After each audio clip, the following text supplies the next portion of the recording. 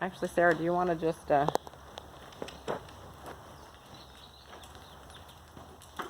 either one of us can stop and yell at her at any time.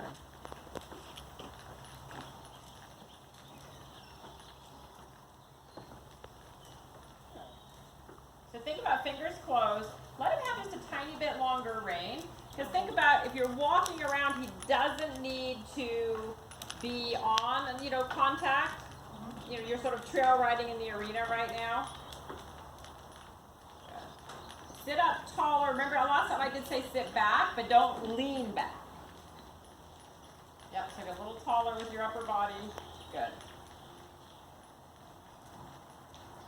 And then same thing. You just keep the fingers closed, because with the fingers open, you're more likely to, smack a finger into his neck.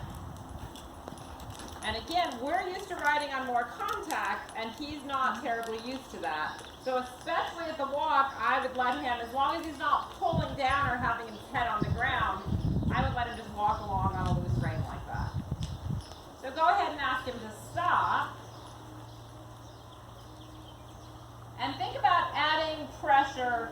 So go to where, two things. One is when you're walking and you're following him with your hips, then think stop moving. So first with your hips, maybe a little squeeze with your thigh and make your seat still. Then add rein contact. Go to where you first feel his mouth, and then add a little bit and release, and a little bit and release. And you can increase pressure if you need to, but start off just by like, I can now feel his mouth. Okay, now whoa, relax a little bit, and then maybe again whoa and relax. So try that again. Is he wasn't hearing you until you actually took the contact. So think about still with your seat. Yeah, better. Because a lot of it is he's expecting to hear from your seat what you're supposed to do. Because I think Sarah rides, 90% from her seat and 10% from her hands. Does that sound fair to you, Sarah? Yeah, just about. So again, if you were going to stop, you think still with your seat, and then add a little pull release. Yes.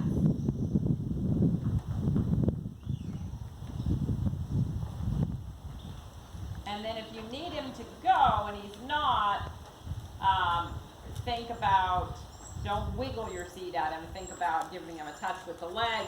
And then if he doesn't, you take the end of that rein that has the little leather popper on it, and you either wave it at him. You don't even have to lift it over his head. You just start to shake it, and he's like, oh, yeah, I'll wake up. Yeah, perfect. And that's a huge walk right now. So if you want him to trot, yeah, good. And he's going to run you into the wall, so turn a little early, turn your body more, good. So he's going to be expecting your body to tell him where to go. Super, so turn a smaller circle, turn your body more, a little take and release, good. Super. Excellent. And I would just kind of wiggle around the arena. I'd go, maybe turn him right, but turn your body. And if he doesn't listen, then take and release and kick him with the outside leg. So it's the opposite leg helps him turn. Good. That's way better than last week. Partly, it's amazing what another week of training does, but it's also you're more sort of prepared for who he is. Good, excellent. So again, sometimes babies don't turn, and so and you're not doing that, but instead of just pulling on him, you end up going take, release, and then use the opposite leg to help him turn. Because a lot of times if a baby's deciding they're not going to turn and you pull harder, they just slam into the wall anyway. So it's like take, release, kick him with the outside leg. Good. Now if you wanted him to back up, just add a little, yeah, good, a little take and release. And I usually add a little leg. Sarah, do you do that as well? Yep. So it's like a little bit of rein, a little bit of leg. So it tells him, good, and then I'd stop there and praise him, what a good boy. Is he still out of breath? Not too bad. He's funny. He's one of those that's just going to be a heavy breather, I think. Yeah, he was like that when he was born. Yeah. We were worried about him. Yeah, my Chris's mare, or actually, sorry, Amber's mare, never has gotten to the point where she doesn't breathe heavy. You know, she can work really hard, but she just always breathes heavy. Precious. What is it? Suddenly you just want attention.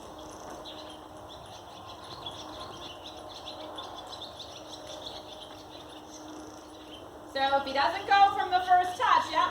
And think about it across, like over the saddle horse, like wop wop across his shoulders. There's so many ranges. I know.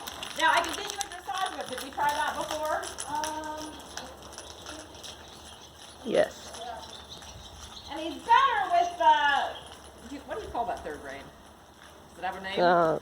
I don't think so. Just a lead rope, I guess. Yeah, the extra rein. Good. The slapper. The slapper rein. So I usually end up with, are you right or left-handed? Okay. Tell him the word canter. And just keep chasing him. He'll figure it out. Now, could you actually hit him with the popper on his butt? So make it longer and try and swing it back towards his butt. We're going to have to give you popper lessons. Which hand did she say she was? Because she's left-handed. Okay. There you go. So go ahead and, when you have a second, stop him and stay down here for a sec. So while you're standing, I want you to get organized. You said you're left-handed. Yeah. So get organized with we'll call it the popper rein. And it can be hanging, like 3-4 feet down. So make it as long as you can.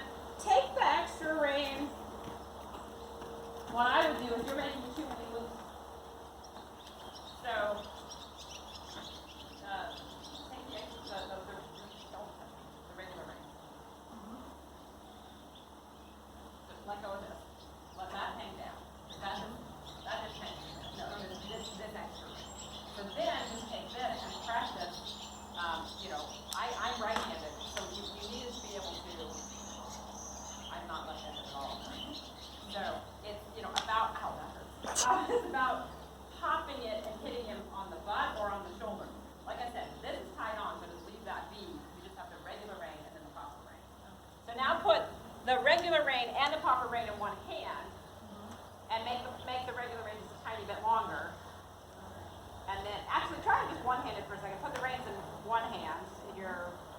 I don't care which one you hold the reins in. If you're left-handed, you better have them in your left. And then try the popper rein. And it's a little harder. You're flicking the end of it. It's not a loose flip. It's kind of hop off of him for a second. Turn his head towards you.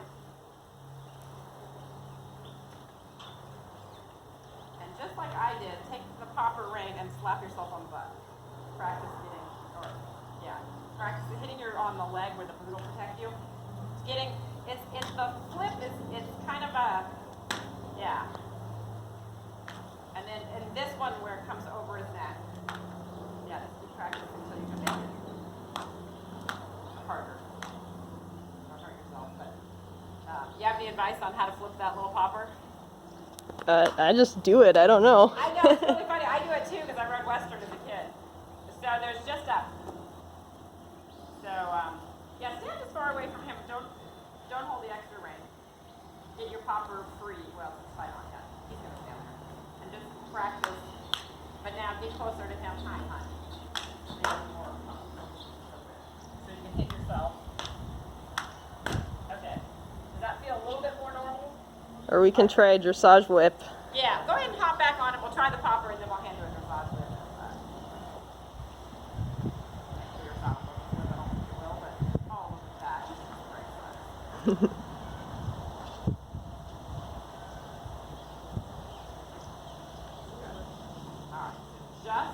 Just the regular rein and then your popper as close. So make the popper as long as you possibly can.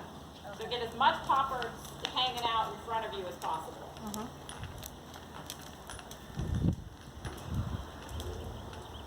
And then ask him to trot and smack him with the popper.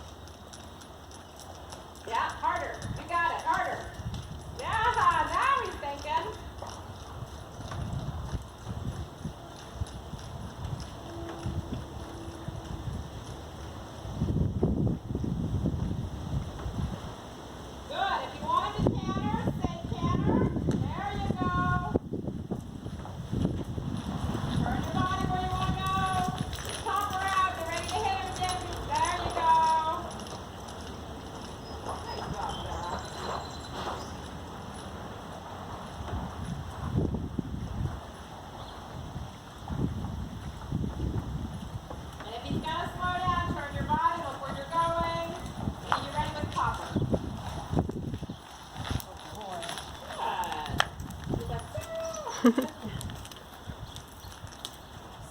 to me, the popper's like, it's a quick reprimand if he's not listening, and then it's almost a threat. Once you've used it pretty good and he feels it and he believes that you're going to use it, then you almost just have to, like, threaten with it.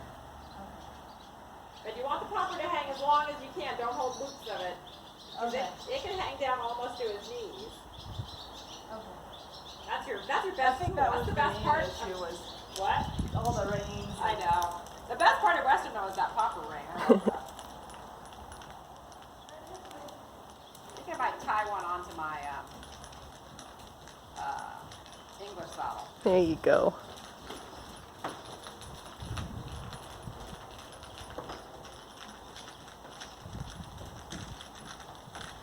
So he gave you the wrong lead. There you go. Turn where you want to go. Help him out. Good. Look where you want to go. Turn outside leg. Give him the popper so he keeps going. You got to be a couple steps ahead of him because he's going to quit when it gets hard. Of course, you haven't ridden in a year now. How long has it been since you've ridden? I bought the other day, Yeah, I know, but but like, I think the stirrups are slightly too long. But yeah. it's good to get. And he's doing great. Yeah. Yeah, this is much more, you guys are much more together than last week. If he gives you the wrong lead, a good way to get there is to be on the wrong posting diagonal. That can help him pick up the correct lead. So if you're going left, instead of being on the outside posting diagonal, move to the inside posting diagonal. Now the other thing is, if Sarah's willing and I can't be here, Sarah could meet you if I can. I mean, her schedule is more regular than mine because she actually is here, most days. Okay. So, but otherwise next week we ought to have some time to be able to get together. Okay. Yeah, I'll look at my schedule. Yeah.